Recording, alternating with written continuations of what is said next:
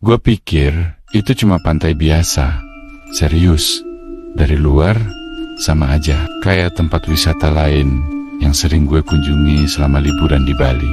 Teman hotel gue yang orang lokal cuma bilang, kalau ada waktu, coba ke pantai 1000 langkah. Sunsetnya bagus banget. Dia ngomong santai, nggak ada nada aneh sama sekali. Jadi gue nggak mikir macam-macam. Cuma nama pantainya terdengar agak dramatis. Tapi gue mikir paling cuma branding, biar turis tertarik. Tapi begitu gue sampai di pintu masuk pantai itu, semuanya langsung terasa beda. Pertama, parkiran kosong. Bener-bener kosong. Gue sampai bingung, ini pantai sepi karena nggak terkenal, atau emang hari ini bukan waktu yang tepat buat datang. Angin panas dari laut bertiup, tapi anehnya bikin gue merinding, bukan bikin gerah. Ada semacam suasana tegang, kayak seseorang lagi ngeliatin gue dari jauh, padahal nggak ada siapa-siapa. Gue lihat ke kanan, kiri, muter pelan, tetap kosong.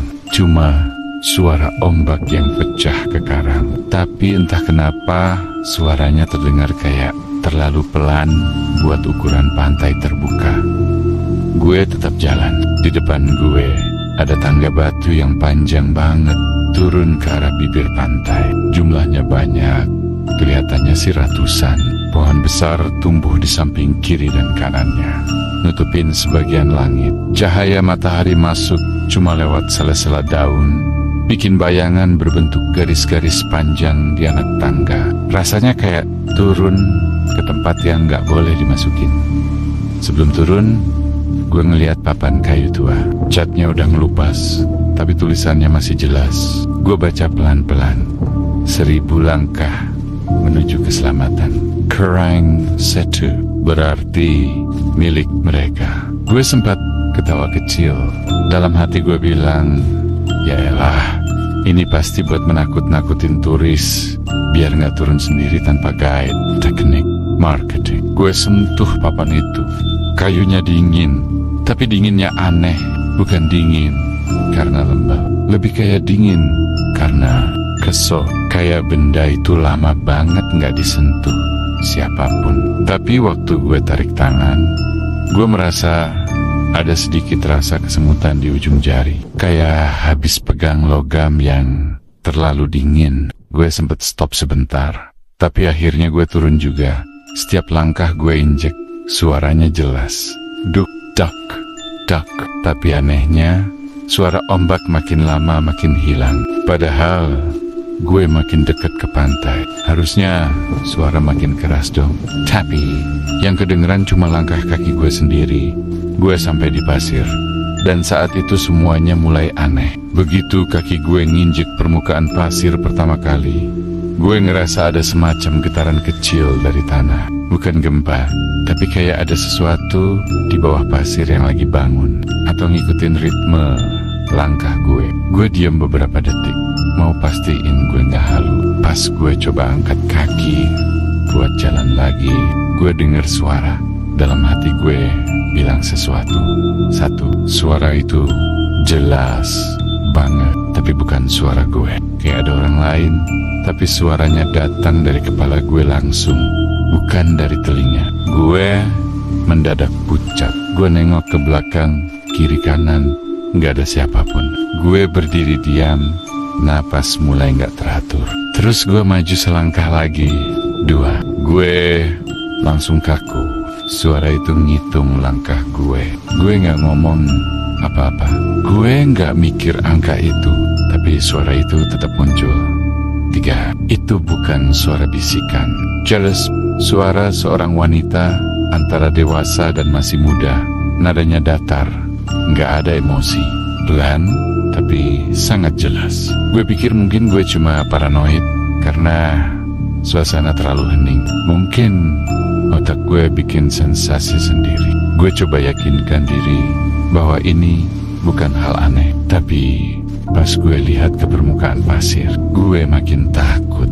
Jejak kaki gue hilang. Gue baru jalan 3 langkah, tapi gak ada bekas kaki sama sekali. Pasirnya tetap mulus, gak kayak abis diinjek. Kayak pantai ini nolak ninggalin jejak siapapun yang masuk.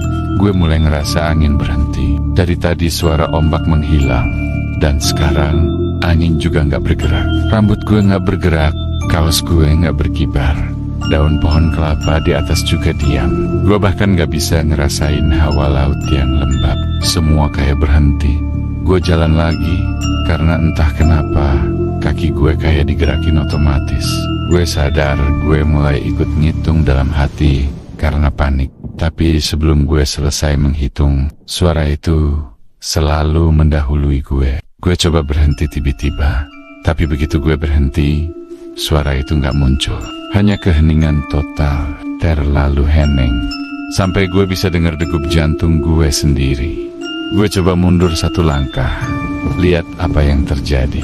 Tapi sebelum gue sempat gerak, gue dengar suara lain, jauh dari belakang gue. Kayak seseorang ngomong, tapi gak mau terdengar jelas. Jangan. Suaranya pendek dan pelan, tapi penuh tekanan. Gua nggak tahu datang dari mana. Itu bukan suara yang ngitung langkah dari tadi. Ini beda, lebih berat, lebih marah, lebih posesif. Gue langsung gak jadi mundur. Gue jalan lagi ke depan. Langkah keempat, 4, hening lagi. 5, ombak masih gak kedengeran. Angin gak bergerak. Udara makin dingin, tapi kulit gue berkeringat. Kayak tubuh gue tahu ini bahaya, tapi gue gak punya pilihan untuk berhenti. Gue mulai sadar sesuatu. Pantai ini nunggu gue jalan, nunggu gue ngelakuin sesuatu, nunggu gue ngikutin aturan yang gak gue ngerti. Setiap langkah yang gue ambil kayak bikin suasana makin berat. Gue ngerasa ada tatapan dari belakang, dari kiri, kanan, atas, bawah, tapi gak ada siapa-siapa. Ada perasaan kuat banget kalau gue berhenti atau mundur, sesuatu bakalan muncul, dan bukan sesuatu yang manusia harus lihat. Gue coba teriak minta tolong, gak ada suara yang keluar. Beneran, mulut gue kebuka, tekak gue menegang, tapi gak ada suara sama sekali. Bukan karena gue takut, lebih kayak suara gue ditahan sama udara. Kayak dunia di sekitar gue gak ngebolehin suara apapun selain langkah kaki dan hitungan itu. Gue mulai capek, tapi kaki gue gak berhenti. Kayak semua energi di tubuh gue disuruh fokus jalan terus. Gue gak tahu tujuannya apa, tapi gue merasa kalau gue berhenti, pantai ini bakal mengambil sesuatu dari gue. Gue mulai mikir tentang tulisan di papan itu. 1000 langkah menuju keselamatan. Kerang Setu berarti milik mereka. Saat itu gue mulai paham sesuatu yang lebih mengerikan dari tulisan itu. Pantai ini bukan cuma ngitung langkah kita. Pantai ini nunggu kita salah hitung. Karena begitu kita salah hitung, kita bukan lagi milik dunia manusia.